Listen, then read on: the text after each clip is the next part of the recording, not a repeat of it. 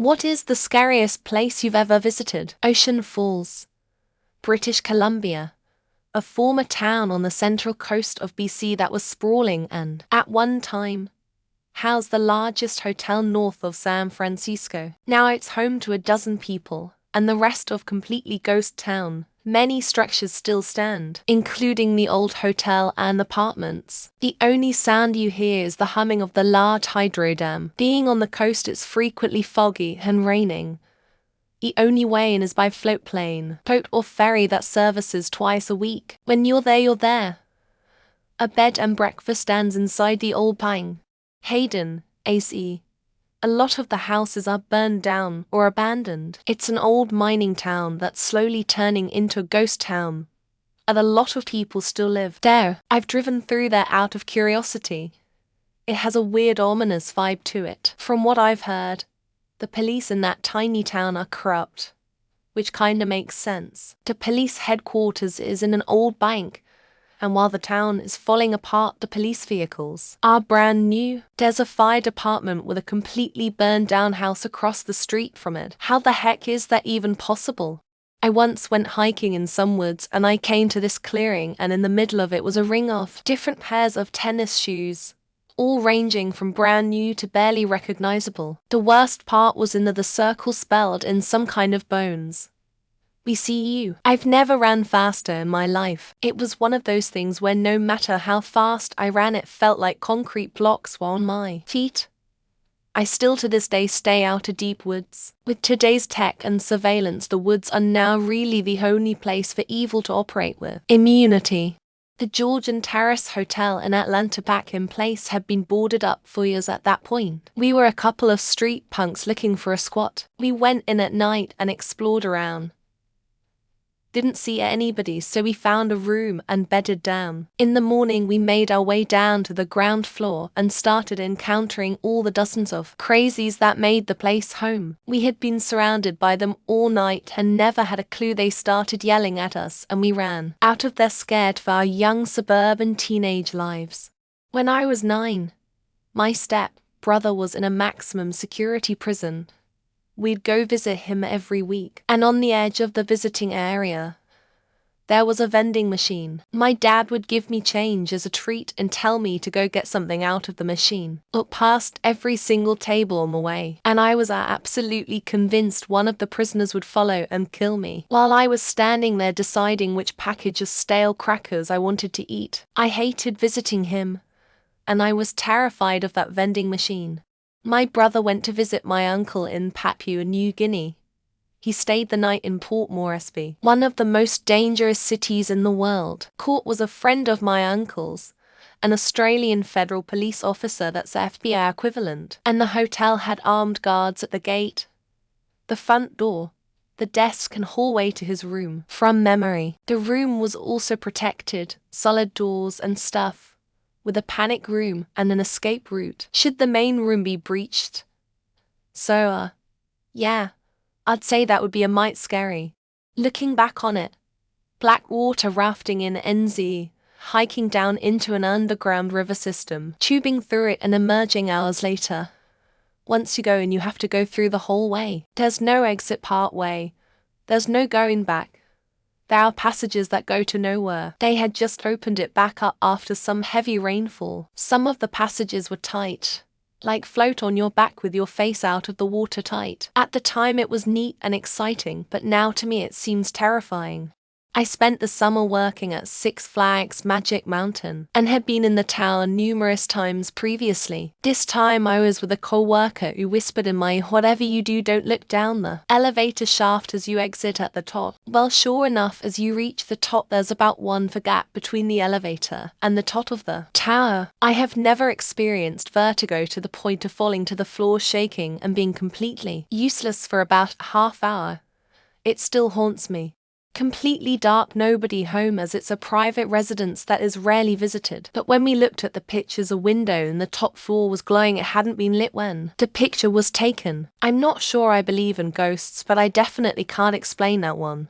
Over 10 years ago, When I was around 14 years old, I was on holiday in France with my parents and sister. There was a small building high on the rocks at the end of a pier, and I climbed all the way up while my sister kept screaming because she was scared I would fall. I didn't. I managed to get to the building and walked in. The first thing I saw were needles and a place where someone made a fire. Walked further into the building and a homeless man ran at me while yelling. We were on our way to Flagstaff, AZ for the Overland Expo and planned to camp near there the night before it started, since we were on a longer overland trip. It was this place in the woods that was recommended by others who were there before. It all seemed fine and we set up camp. At night when we brushed our teeth we noticed there were animal skulls hanging in the trees all around us. It was super scary. We packed up and spent the night in a hotel.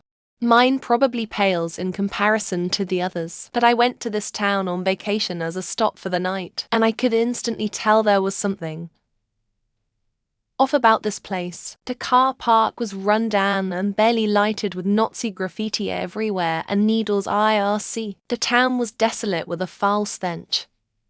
Thankfully, the hotel was alright, really. The scariest part was having to leave the car in that decrepit car park overnight. Would not visit again. I once visited one of Al Capone's old mansions. Illegally. We were kids, and when we got inside, we could see people coming from different directions with flashlights. He mob knew, and we were going to die. We ran and hid in the woods for hours and took every precaution we could think of to get back to the car so the one person who was 16 with us could drive us home. Pretty sure now that there were other kids checking out the place. I knew American cities would have badder areas, but didn't know how bad it could get until me and my buddy took the wrong turn off I-10 into the west side neighborhood of Jacksonville, Florida. To middle-class, European, white dudes driving through the hood in a very nice rental convertible with the top down. Sometimes I think the only reason we didn't get carjacked was because everyone must have thought we were an obvious sting operation. The concierge in Paris. It used to be a standard medieval castle, but it was repurposed during the terror. Parts of it feel okay. Marie Antoinette cells feel really sad, but there's a block of cells on the second floor with just the worst vibes I've ever felt. Google Translate confirmed people who just left to fester in their own filth for months, and whatever horrible things you could imagine happening there happened. I've been to a lot of US commercial haunted places.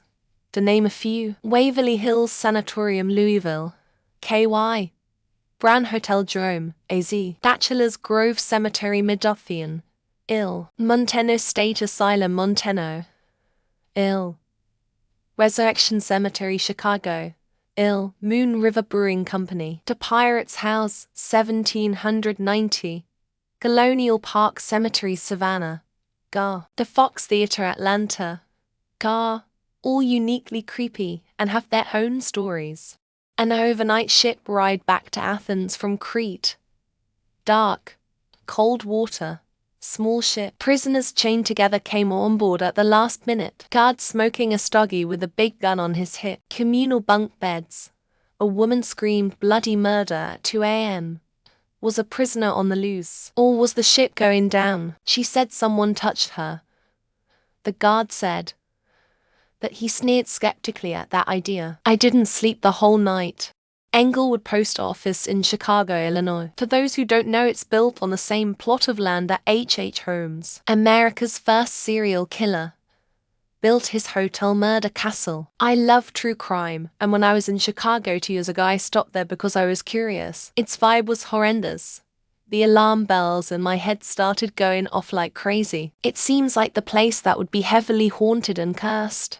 Jail. Once per year, a jury party was at the time required to participate in a tour audit of recommendations for the county jail budget. Cops follow you around and complain that they want more money. Meanwhile, the prison looked like it was built, lit, plumbed and painted in 1943. The conditions for the prisoners were absolutely horrid, and most were kept in group cells with individual cells empty.